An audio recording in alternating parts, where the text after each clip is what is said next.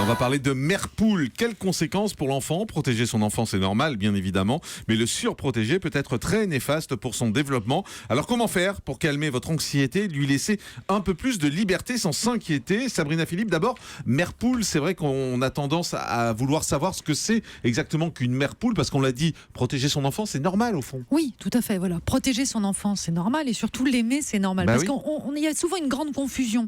En réalité, il n'y a jamais trop d'amour d'une mère pour son enfant, jamais trop. Et ça, il faut bien le dire. C'est-à-dire que c'est pas un trop plein d'amour la plupart du temps, c'est un trop plein d'angoisse.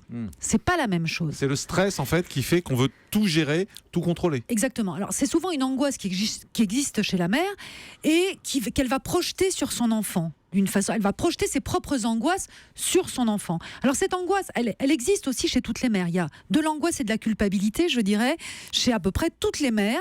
Et ça, dès la gestation. C'est-à-dire que la mère, dès qu'elle va avoir un enfant dans son ventre, elle va déjà se dire, est-ce qu'il va bien grandir? Est-ce qu'il va bien se développer?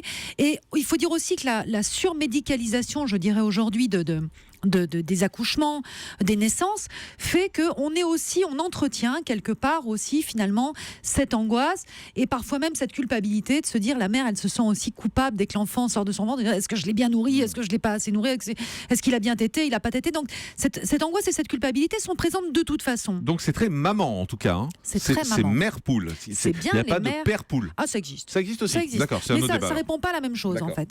Là, on est vraiment sur cette angoisse et cette culpabilité qui sont présentes de façon tout à fait normale et qui sont même nécessaires pour que la mère puisse s'occuper de son enfant, je dirais.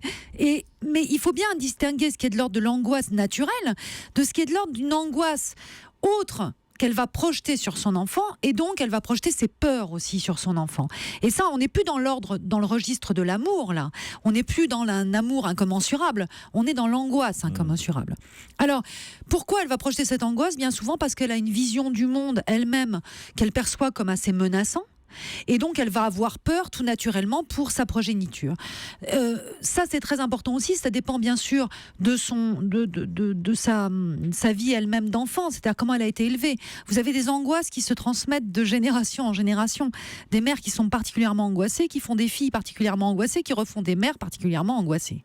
Donc il est tout à fait possible de couper cette séquence, on va dire, et de dire, bon, moi je vais être différente. Ouais, mais c'est dur, hein, parce que c'est pas quelque chose qu'on gère facilement, en général. Tout à fait. Il faut bien aussi distinguer quand même, et ça c'est très important, que cette surprotection, elle est nécessaire, cette fusion. On va dire, on parle souvent de fusion entre la mère et son enfant.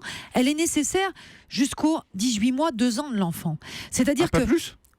Non. Parce qu'en fait, dès que l'enfant va commencer à marcher, et vers 2-3 ans, il va aller à la maternelle, il va commencer à s'autonomiser. C'est-à-dire qu'il va commencer à avoir sa propre vie, tout doucement, hein, vraiment tout doucement.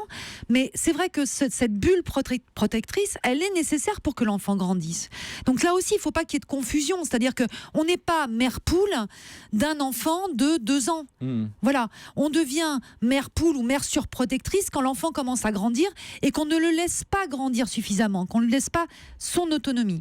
Alors, quelles sont les conséquences? Parce qu'il faut quand même que les mères prennent conscience finalement de ces conséquences qu'il peut y avoir pour les enfants. Déjà, il y a une conséquence directe vis-à-vis des pères. Quand je parlais des coqs tout à l'heure, c'est que évidemment la mère qui va être très protectrice envers son enfant, elle laisse pas beaucoup de place finalement pour ce père. Elle le laisse pas avoir sa fonction. On dit que souvent le père, il est là pour couper le cordon dans tous les sens du terme, quel que soit l'âge. C'est-à-dire que c'est lui qui va permettre aussi cette autonomie. C'est souvent lui qui rassure la mère, le père, en disant: bon, finalement, laisse-le tranquille, laisse-le courir, laisse-le tomber. Moi aussi, je suis tombée quand j'étais petit. Voilà, il va permettre à la mère de finalement couper ce cordon.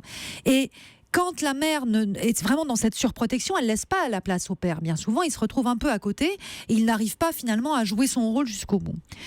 Pour les enfants, la difficulté, elle est là. C'est que l'enfant, il va pas pouvoir expérimenter, lui, finalement, le danger. Il va pas pouvoir expérimenter lui-même sa propre vie, puisqu'il est tout le temps protégé, et donc il ne va pas pouvoir grandir dans l'autonomie. Si vous avez un enfant qui a 2-3 ans, il court devant vous, il tombe, ça arrive à tous les enfants, et que la mère est là pour le rattraper ou pour l'empêcher de courir de peur qu'il tombe, il ne saura pas comment courir, il ne saura pas qu'il peut tomber et se relever, il ne saura pas que, voilà, il y a différentes façons, il peut marcher vite, il va pas pouvoir expérimenter lui-même la Ouais, façon je dont il va pouvoir grandir. Isabelle Quenin, maman poule ou pas? Ah, moi, je suis très maman poule. Ouais. Et quand Sabrina, tout à l'heure, a dit Bah, elle est jusqu'à grande, votre 18... fille, pourtant. Oui, elle a dit 18 mois, je croyais qu'elle allait dire 18 ans. Ah oui. Ah oui, non, mais moi, je Mais suis... ça se manifeste comment? Ça veut dire Bah- une inquiétude chaque fois que vous n'êtes pas en contact avec je pense qu'à votre partir fille? du moment où on devient maman, on dort pas du tout de la même façon, par exemple. Moi, quand elle sort, j'attends qu'elle... Alors, je veux pas lui pourrir sa soirée en disant non, ma chérie, mais je me renseigne. C'est-à-dire, je lui dis, mais comment tu vas rentrer? Attention, et tout. Et je ne dors que lorsqu'elle est à la maison. Oui, mais Et est-ce je me que dis, elle est en sécurité, tout va bien. Sabrina, c'est une maman poule ou c'est juste une maman prudente et inquiète pour sa fille, ça? Juste une maman chiante. Non mais Non. ça peut être aussi savoir dire à sa Oui. fille, je veux savoir comment tu rentres. Moi, ça me paraît pas aberrant. Mais je fais, alors, franchement, C'est pas- Isabelle, c'est moi, pas je fais une maman exactement la poule, même c'est chose. normal, voilà. Je fais exactement la même chose. Il faut pas confondre cette protection, d'accord, Bah de oui. l'enfant, le fait de s'assurer qu'il aille bien, et puis le fait, par contre, de l'empêcher de sortir parce qu'on a peur. C'est ça, c'est pas la même chose. De l'assaillir de coups de téléphone parce que la mère est angoissée et qu'elle va assaillir son enfant de coups de téléphone. Du coup, il peut même plus être avec ses amis tranquillement parce qu'elle est morte de trouille et qu'il lui arrive quelque chose.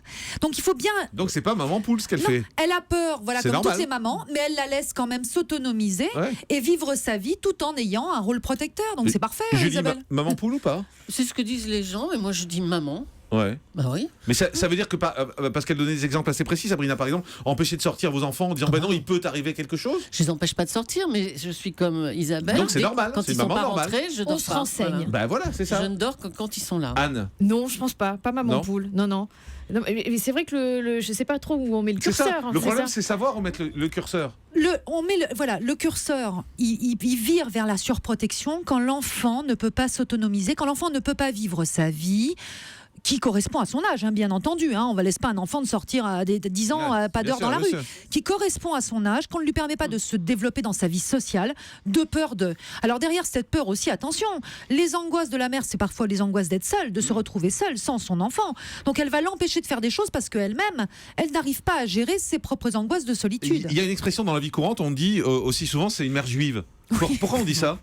Parce que c'est vrai que les mères juives ont justement cette réputation, et c'est vrai, mais on va dire plutôt méditerranéenne, les mamas. C'est ça, c'est finalement, méditerranéen c'est plutôt, ouais. méditerranéen, que les mères sont très protectrices. Mais encore une fois, cette protection, elle est très agréable pour l'enfant. C'est un cocon pour l'enfant. Sauf quand il est adulte. À partir du moment où derrière Ouais. aussi on le laisse grandir. Ça c'est très important. Alors parce que les conséquences, là on parlait des conséquences, c'est quoi?